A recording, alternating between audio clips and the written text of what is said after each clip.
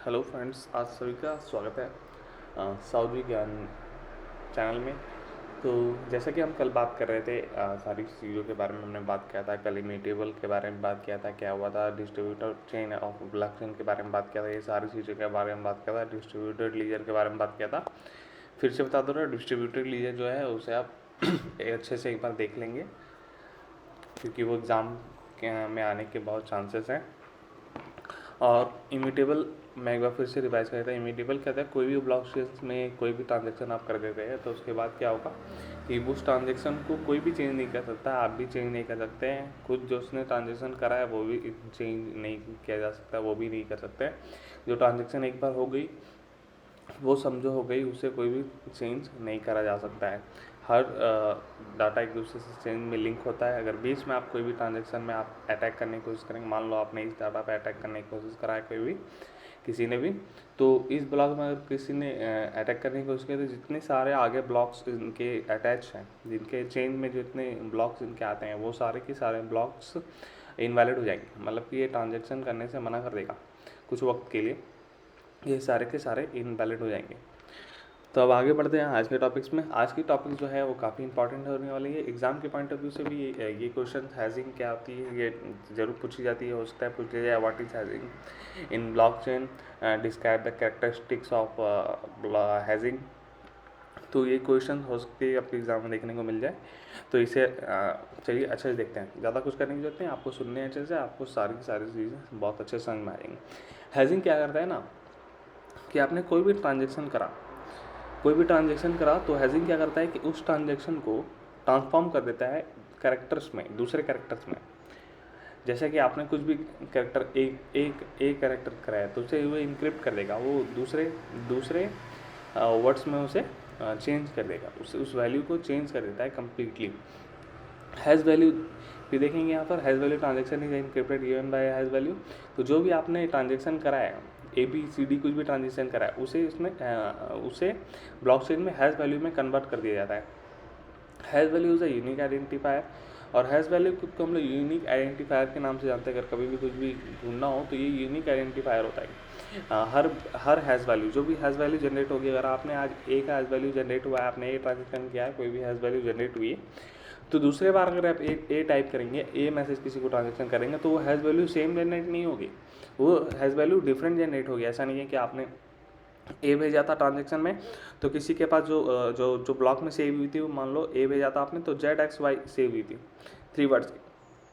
तो अगर आप दूसरे बार किसी फिर से ए ट्रांजेक्शन भेजते हैं तो जरूरी नहीं है कि XYZ फिर से वो हैज़ वैल्यू में कन्वर्ट होगी, वो दूसरे एल्गोरिथम से दूसरे वर्ड्स में और दूसरे ट्रांसफॉर्म में सेव होगी। मतलब कि सेम, ये जो देख रहे हैं ये जो है वो सेम ये नहीं होगी, ये दूसरे वर्ड्स में चेंज हो जाएगी। Use standard algorithm to compress and generate unique hash value. कुछ एल्गोरिथम्स है जैसे पब्लिक की, प्राइवेट की, ये सारी चीज़ें हैं, एसिमेट्रिक की, ये सारी चीज़ें सिक्योरिटी के लेवल में आती है। सारी चीज़ें की हम लोग बात करेंगे कैसे चेंज हो रही है।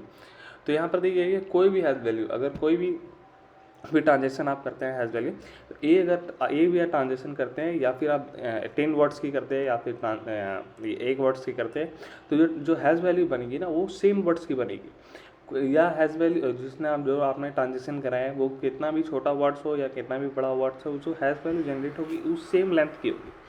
सेम लेंथ की होगी मीन्स, यहाँ पर देखो इस फिगर पे है, जो यहाँ पर देखो, ये दो has value, previous has value भी सेम वर्ड्स की है, सेम वर्ड्स की है, सेम डिजिट्स की है। अगर यहाँ पर अगर 30 वर्ड्स की जनरेट हुई है, तो यहाँ पर भी 30 वर्ड्स की ही जनरेट होगी। कभी भी ये हैज़ वैल्यू, आप कभी छोटा ट्रांजेक्शन भी करेंगे या बड़ा ट्रांजेक्शन भी करेंगे, तो हैज़ वैल्यू सेम नंबर की ही जनरेट होती है, उसमें कोई बदलाव नहीं होता है।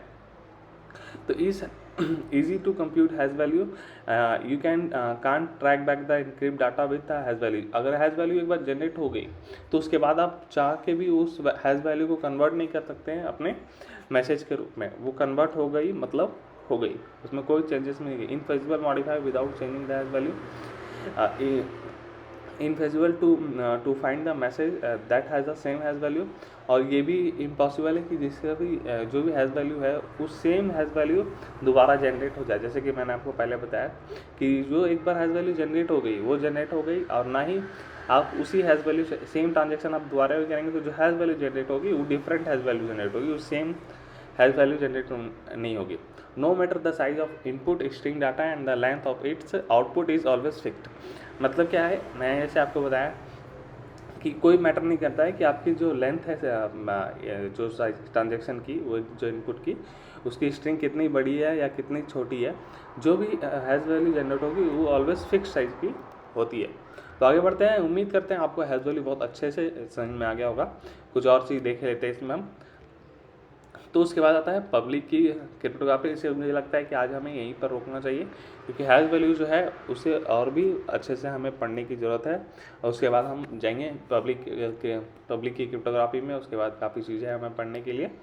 तो ये सारी चीज़ें जो है ये आपको बहुत अच्छे से करना है। एक जब भी आप एग्जाम में बनाएंगे तो एक इस तरह से फिगर बना देंगे, और कोई भी रैंडम नंबर से यहाँ पर आप जनरेट कर देंगे। याद रहे जो हर ब्लॉक या प्रीवियस हैज़ क्या क्यों है, ये प्रीवियस हैज़ इसलिए है कि जो इससे पहले एक जो जनरेट हुई होगी, इससे एक सेकेंड, इस ब्लॉक से जो पहले एक ब्लॉक जनरेट हुई होगी उसकी हैज़ वैल्यू हमेशा जो न्यू ब्लॉक बनता है उसके पास होती है।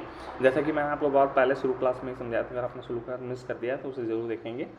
तो जो प्रीवियस हैज़ है वो ज़रूर उस हैज़ में भी आती है। अगर फिर से दूसरा कोई ब्लॉक बनता है तो इस हैज़ की जो उससे पहले जो बनी है ब्लॉक, उसकी हैज़ वैल्यू उसमें सेम हो जाएगी।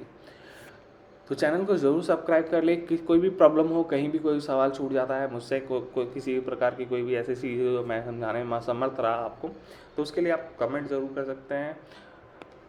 तो जाते जाते थैंक यू।